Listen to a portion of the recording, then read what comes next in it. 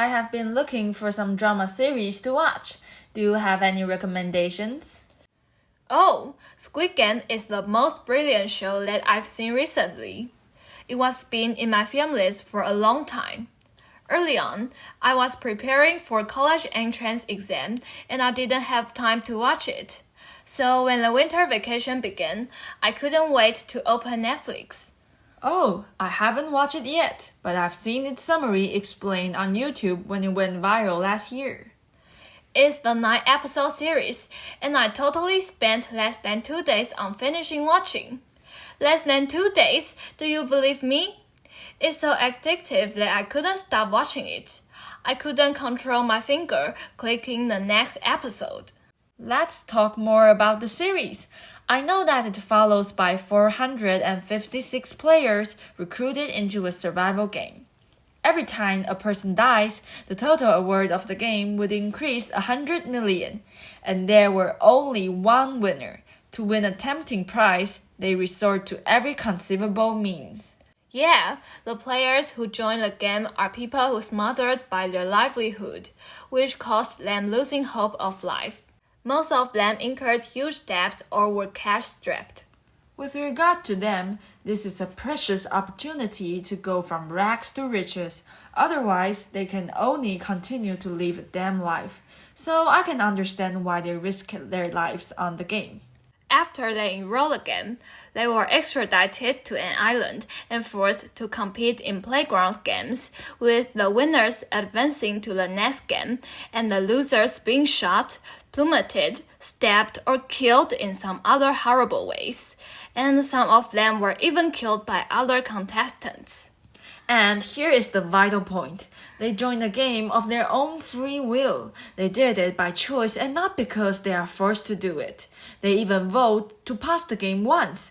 But after a while, most of them choose to come back to continue the game.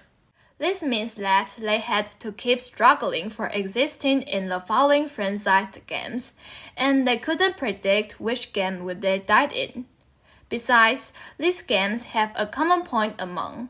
They are all Korean child's play, and Squid Game is one of the games.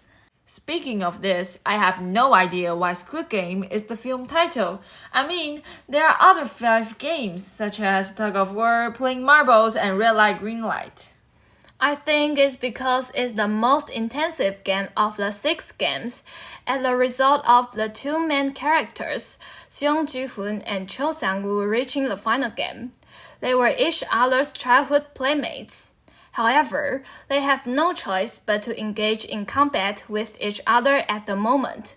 Additionally, Squid Game was especially placed in the final game, also the climax of the game.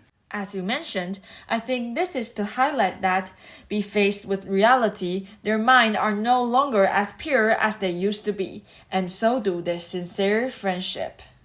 That makes sense. They grew up and shared memories together. As time went by, their lives went on different paths. One was a corporate slave, another was a successful man who studied in an elite college. But afterwards, due to the enormous economic pressure, they wore the same sportswear and became the weak. That's right. They might be good partners for collaborating to defeat the games, but they also were the most threatening existence to each other. They showed the most realistic human side in this episode series. They would do anything to survive. Oh my god, that is so cruel. And as far as I know, there is still a woman called Sebyok that broke through the final game. She was my favorite character, but she was killed by Cho Sang-woo before entering it. They are also comrades in previous games, but he killed her anyways. Exactly. He stabbed her to death just to continue the game.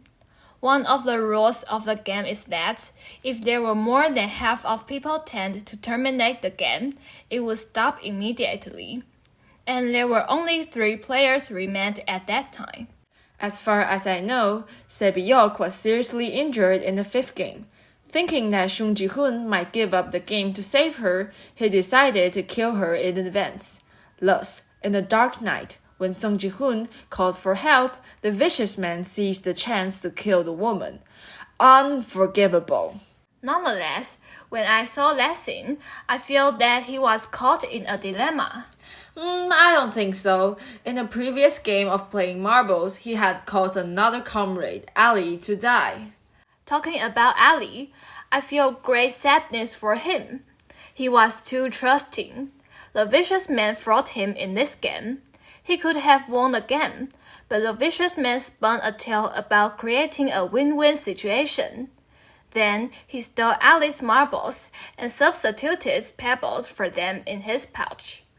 In the marble game, Shun Ji-han also was a scammer who preyed on his elderly team member. This part made me realize that there are no absolutely good people or bad people in this game. Totally.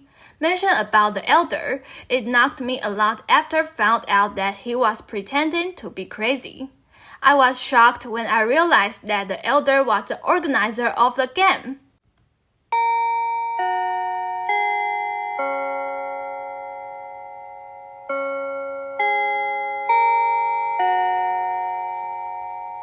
Oh, it's class time. After chatting with you, I decided to watch Squid Game. Nice, let's head out to class.